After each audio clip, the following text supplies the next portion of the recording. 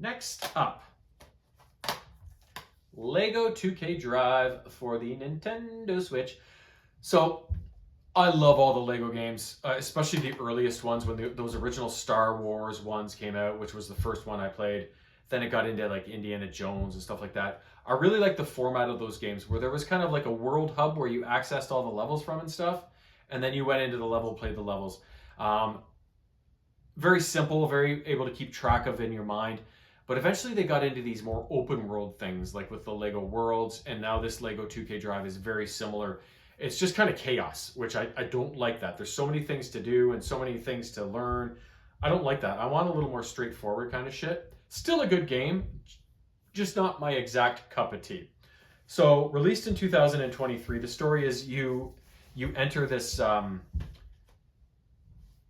collection of worlds called Bricklandia, and you're a hotshot rookie racer. And an old racer that's kind of getting past his prime named Clutch Racington takes you under his wing, and he wants you to win the Sky Cup race, the ultimate race in the land, as there's lots of nefarious people always wanting to compete in these, and one guy named Shadow Z is the guy who always seems to win it these days, and he's just an asshole and that sort of thing. So he takes you under his wing to try and get you up to speed and eventually compete for the Sky Cup championship and beat Shadow Z. So in order to do that, there's basically one world that's a smaller world that's the main game hub where Clutch Racington lives. You have to go back there every so often, but there's not that many things to do there in general. Then there's 4 other bigger worlds that you can bounce between as you unlock them. And in each world, there's all sorts of different events. There's official sanctioned races that you have to win. And each time you beat one of these, you get a flag. Once you get a certain number of flags, you can then compete in the main championship race in that region, which allows you to eventually compete for the Sky Cup series. So you have to defeat all those races in each 4 kind of areas before you can compete for the final race. So on top of these sanctioned races, there's also sorts of like mini games like red light, green light you can play, other one-off events like that are kind of different, like you have to destroy a bunch of zombies and save people from them. There's other like just normal races you can do, and some of them have stipulations like where you have to drift a certain amount and reach the finish line in time to win.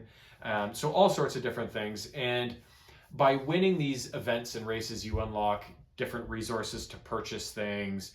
You unlock full vehicles and characters that you can use as your racer's skin. That's all sorts of stuff.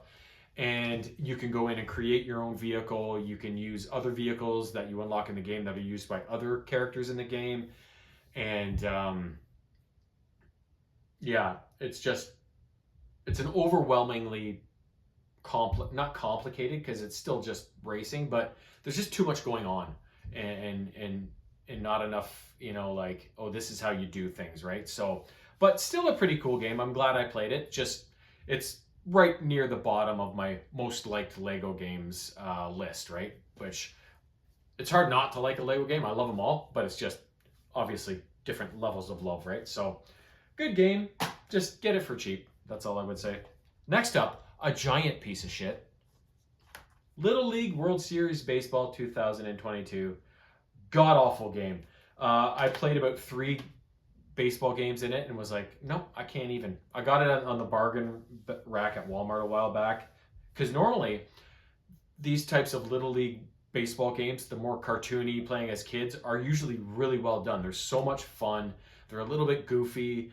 The controls are usually great. This one looked okay. It looked good. But the controls and the gameplay were just fucking awful. Really hard to hit in it. And when you're in the field, like when a ball's hit at you, like say it's hit through the gap between third and short, as soon as the ball's hit, it doesn't really give you control of either fielder.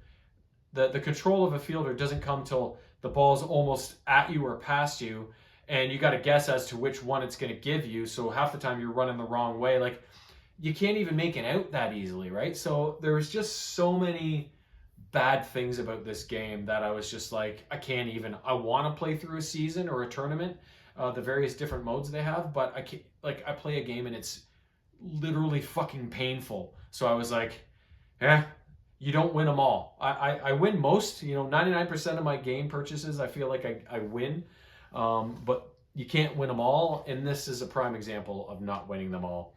Released in 2022. I wish they hadn't. Garbage. Last up on the PS5, Shattuck. Sonic and Shadow Generations. So when this was released in 2024, and when I first started playing it, I was like, I've played this before. I'm fairly certain. Looked in my PS3 collection. There was Sonic Generations. Now, this one's different because it has the shadow aspect to it. So I'll give you a kind of a brief rundown of how this game is. On the Sonic side of it, the story is Sonic's at his birthday party, and suddenly this weird freak of a thing comes out of the sky. It's all purple, and it's called the Time Eater. It alters time, and so it basically steals all of Sonic's friends from this birthday party, scatters them everywhere, and bleaches the land of all color. So you have to play through these whited out areas where you play a couple of main levels, or 2 acts in each. And then once you do that, it brings a bit of color back to the land, and it unlocks these challenge levels. And then you have to play through all of these challenge levels in order to fill out the rest of the land, unlock the boss keys, and then you can then unlock a boss fight. So you have to do this process 3 times in order to finally reach the final boss, the Time Eater himself, and bring him down and restore balance to all of the lands. The way that gameplay works is that you play with 2 Sonics, the original side-scrolling Sonic of the early 90s when the games first came out, and then the more 3D Sonic of more recent games where it's a little more 3D and kind of... actually, it's not great. I don't like the Sonic 3D games that much. They just don't do the controls right. But anyways, that's basically how the gameplay works. Each act in the main levels, you have 1 act of retro Sonic, 1 act of more modern Sonic, and then the challenge levels are the same as well. There's kind of 1 of each for however many challenge levels that there are. So just make your way through the game, get all the Chaos Emeralds, get all the boss keys, beat all the bosses, beat the game, set things to rights. Now, I was familiar with that because, like I said, when I started playing it, I'm like, I've fucking played this game before. What is happening? The shadow part is new. So it's not a complete waste of a game purchase, but half of one. So the shadow version is he senses a disturbance in the Sky Colony Ark. So he goes to visit and then runs into, I forget the guy's name. It's his name, Death something or Doom something, who Shadow was kind of created out of this Doom fellow. So basically this Doom fellow dicks Sonic or Shadow around, and Shadow gets caught up in the same sort of thing as Sonic did with the Time Eater. So he gets into this bleached out white area, and basically you have to do the same thing with Shadow as you did with Sonic. It's just a different kind of enemy that you're fighting against until you get to the ultimate. The Time Eater is involved in this, but the Doom fellow is kind of your last main boss. So it's the same thing. You play through a couple of regular levels, different acts, but with Shadow, it's always 3D stuff because there's no, retro Shadow side-scrolling one, right? So it's all 3D stuff in this game, and the levels are a little different. They're a little shorter in some areas, a little longer in some aspects, but a little harder to die in his, which is nice. So you just basically follow the same format, get through all the levels, beat the Doom guy, set everything to rights, and then along the way, a guy named Gerald and Sarah, his daughter Sarah, I think, are there, who died in Shadow's previous timeline, but they've been, because the Time Eater's been altering stuff, they actually show up, and Shadow gets kind of a reunion with them, and he wants to alter time so that they can stay alive and join him, but they're like, no, Shadow, you gotta let it go. It happened. You need to just see this through to the end properly and save the day, sort of thing. So the Sonic and the Shadow stories are kind of interrelated. They happen at the same time and involve the Time Eater, but are separate kind of adventures. I like the concept of the game. If you listen to any of my gameplay, I got really pissed off at this game. I like the story and the concept of the game, really cool, and I love the side scrolling levels.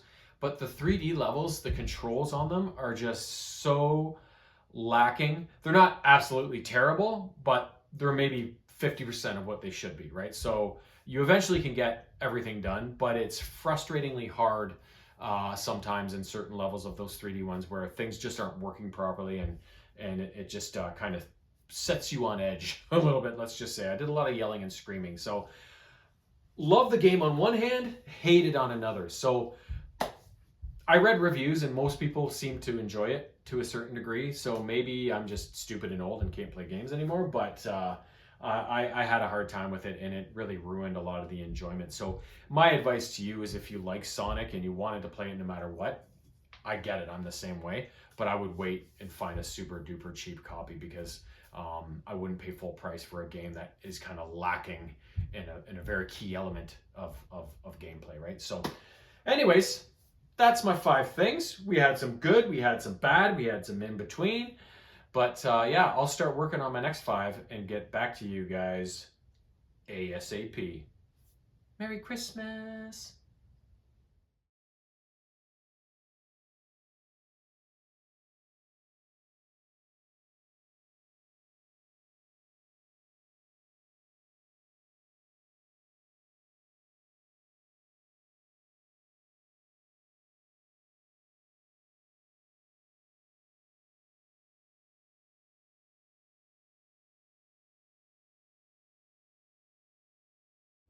Meow.